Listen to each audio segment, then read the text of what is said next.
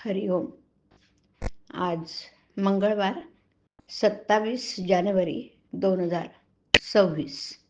सद्गुरू ब्रह्मचैतन्य गोंदवलेकर महाराज आज आपल्याला सांगणार आहेत की नाम हा परमात्म्याकडे जाण्याचा राजमार्ग. ऐकूया. सर्व साधनात श्रेष्ठ साधन नामस्मरणच आहे, पण त्याचं महत्त्व कळत नाही. ते कळायला खरोखर भगवत कृपाच पाहिजे. आपल्या शरीरात मुख्य जसं हृदय आणि बाकीचे अवयव गौण आहेत, तसं परमार्थात मुख्य साधन नामस्मरण आणि दुसरी साधनं गौण आहेत.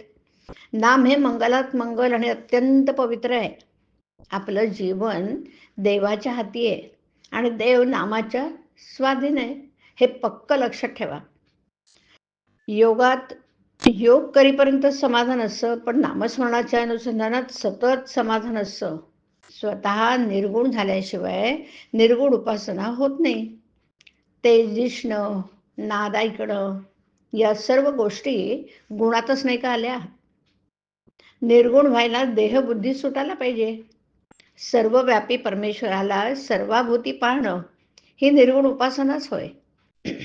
योग नामस्मरणाला पोषक तितकंच करावा, केवळ त्यालाच प्राधान्य देऊ नये. योग नामस्मरणाला पोषक आहे, पण नामस्मरण योगाच्या पलीकडे आहे, म्हणून नामस्मरणात योग येतो, योगात नामस्मरण येत नाही. सर्व साधनांचा अंत नामस्मरणात आहे. नामाचं साधन हे जलद गाडीप्रमाणे रंग दिसणं, प्रकाश दिसणं, आवाज ऐकू येणं, ही मधली स्टेशन सोडून नाम एकदम भगवंतापर्यंत नेऊन पोचवतं. इतर साधनं त्यांनी लवकर साधल्यासारखं वाटेल, पण ते तात्पुरतं. नामाने थोडा उशीर लागेल, पण जे साधेल ते कायमचं, कारण नामाने मुळापासून सुधारणा होते. नामस्मरण हा परमात्म्याकडे जाण्याचा राजमार्ग आहे. नामात एका आनंदाशिवाय दुसरं काही नाही.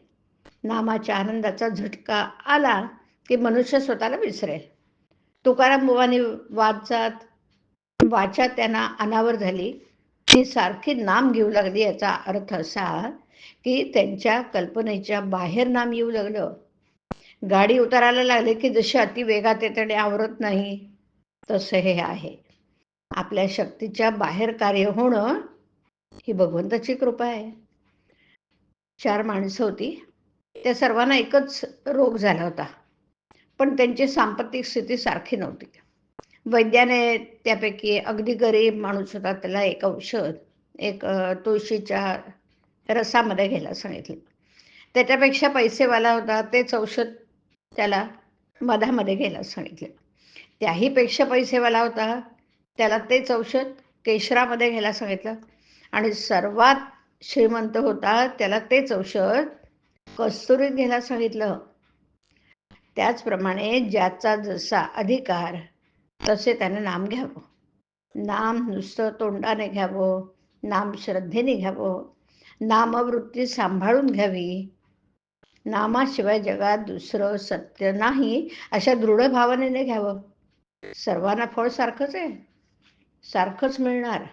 सर्व साधनांचा अंत नामस्मरणात आहे. हरिओम. हरिओम तत्सत. हरिओम.